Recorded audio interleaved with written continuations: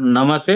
రైతు సోదరులందరికీ నమస్కారం అండి. మీరు చూస్తున్నారు అర్జున్ బ్లాగ్స్ అని యూట్యూబ్ ఛానల్. మన ఛానల్‌లోకి ఎవరైనా కొత్తగా వచ్చింటే సబ్స్క్రైబ్ చేయండి, లైక్ చేయండి, షేర్ చేయండి.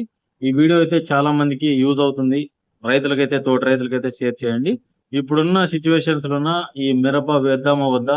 మనం ఆరుతడి పంటలు వేసుకోవాలన్నా కూడా అంటే చెనిక్కాయ అంటే పీనట్, పుల్ల శనగ లేకుంటే తదితర పంటలు డ్రై సిచ్యువేషన్ లో జొన్న గాని మొక్కజొన్నలు గాని వేసుకోవాలనుకున్నా కూడా మిర్చి చాలా మంది ఆధారపడి ఉన్నారు.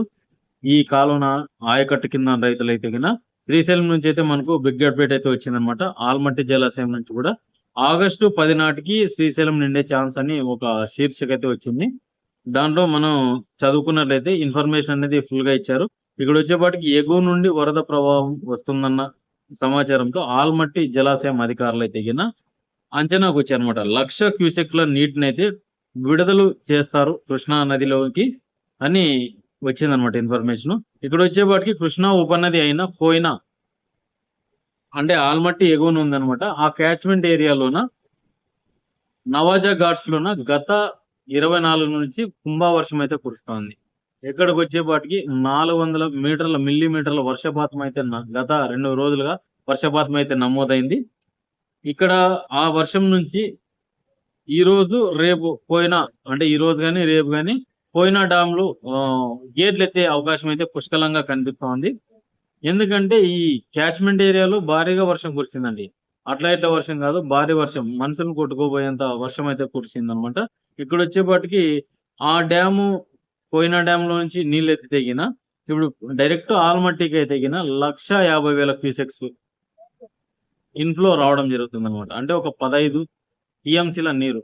అంటే దరిదాపు ఇది నారాయణపూర్ చేరి నారాయణపూర్ నుంచి అక్కడ పెట్టుకునే స్టోరేజ్ లేదు కాబట్టి జూరాల్లో కూడా చిన్న ప్రాజెక్టు, జూరాల్లో కూడా పెట్టుకోరు, డైరెక్ట్ శ్రీశైలానికి అయితే చేరబోతున్నాయి. ఒక వారం లోపల అనుకున్నంత రీచ్ అంటే గతంలో ఈ 2026 సంవత్సరంలో ఎన్నడూ చూడని ఒకటేసారి వరద వచ్చి చేరుతా ఉందన్నమాట. ఇది మనం చూసుకున్నట్లయితే 1,50,000 క్యూసెక్స్ అయితే డైరెక్ట్ శ్రీశైలంకి అయితే రాబోతున్నాయి అనమాట. ఈ శ్రీశైలంకి వస్తే ఖాళీ బంపర్ పెట్టమని చెప్పారు ఎవరు, ఆల్మట్టి జలాశయంలో. అంటే ఉన్న నీటిని ఎత్తండి, ఈ వచ్చే నీళ్లు ఇక్కడికి వస్తాయి కాబట్టి అవి స్టోర్ అయ్యి పోవాలని చాలా మంది అధికారులు అయితే తెలిపారని ఒక శీర్షిక అయితే ఏర్పడింది. అయిన తర్వాత శనివారం నాటికి శ్రీశైలంలో 1,80,000 క్యూసెక్స్ అయితే ఇన్ఫ్లో చేరే అవకాశం ఉందని చెప్తున్నారు. ఇది వచ్చేపాటికి మనకు ఆగస్టు 10కి అయితే ఒక సగం డ్యామ్ పైన నిండే అవకాశం అయితే పుష్కలంగా కనిపిస్తోంది. ఎందుకంటే ఇప్పుడున్న 40-42 టీఎంసీల నీటిని ఇంకా మనం సాంద్రత పెంచుకునే అవకాశం అయితే కనిపిస్తోంది. ఎంత లేదన్నా కూడా ఒక 100-120 టీఎంసీల నీరు అయితే వచ్చి చేరుతోంది. ఒక సగం డ్యామ్ నిండినా కూడా మళ్ళీ వచ్చే వాళ్ళకి కొంచెం సగం డ్యామ్ నిండా పూర్తిగా నిండితే మళ్ళీ ఆంధ్ర, కర్ణాటక రైతులకి అలాగే ఈ తెలంగాణ రైతులకైతే మంచి యూజెస్ అయితే ఉంటాయన్నమాట.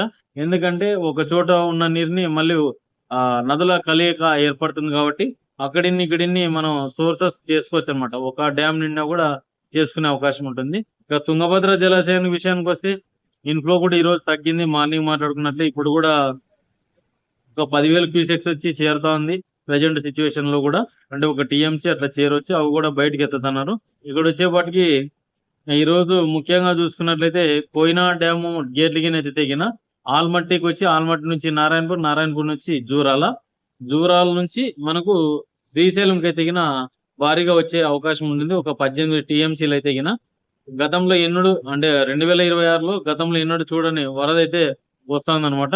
ఈ వరదలు కొనసాగితే ఖచ్చితంగా శ్రీశైలం అయితే నిండే అవకాశం కనిపిస్తోంది. ఇప్పుడైతే మీరు విత్తనాలు అవి ఇవి చేసుకోదండి, డైలీ అప్డేట్ ఇస్తాను.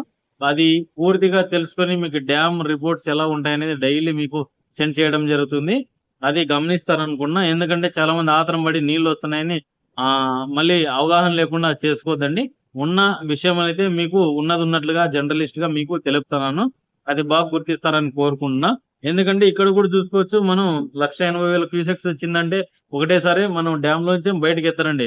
అది జల విద్యుత్ కి వాడుకొని అవి మళ్ళీ నీళ్లు ఫుల్ గా స్టోరేజ్ అయిన తర్వాత మీకు ఇన్ఫర్మేషన్ ఇచ్చి అధికారులు మీటింగ్ పెట్టి అప్పుడు పూజ చేసి అప్పుడు బయటకు వదులుతారు. అంతవరకు మీరు ఆ నీళ్లు ఎత్తిన తర్వాత మన ఏరియాకి వస్తాయా, మా ఏరియాకి వస్తాయా, మా ఏరియాకి వస్తాయా అని అడగొద్దండి. అవి విడతల వారీగా వదులుతారు. ఎందుకంటే ఆరుతడి పంటలకిచ్చే అవకాశంగా పుష్కలంగా కనిపిస్తా ఉంది. ఎందుకంటే ఇవన్నీ వచ్చినా కూడా సగం డ్యామ్ నిండా ఆరుతడి పంటలకైతే ఇస్తారు. ఖచ్చితంగా అయితే గిన అవి చాలా మంది రైతులు యూజ్ చేసుకోవాలని చాలా తాపత్రయపడుతున్నారు. అది పంట పండించుకొని రేట్లు ఇప్పుడు ధరలున్నాయి. అంతో ఇంతో పండించుకుందామన్న రైతులు చాలా మందున్నారు. ఈ మిర్చిని నమ్ముకున్న రైతులకైతే గిన చాలా అగచాట్లుగానే ఉందన్నమాట. ఎందుకంటే ఇప్పుడు అన్నం ఎన్నో నీళ్లున్నా కూడా పెట్టుకున్నారు. చాలా మంది మొలచలేవు. అప్పుడు కళ్ళు ఇచ్చుకునే పరిస్థితి లేదు. ఒక్కోరు 7, 4, 5 సార్లు పారించుకున్నా కూడా ఏం పెద్దగా మొలచలేవన్నమాట. కింద మన పురుగులు తినేసి కటింగ్ చేసేసినాయన్నమాట.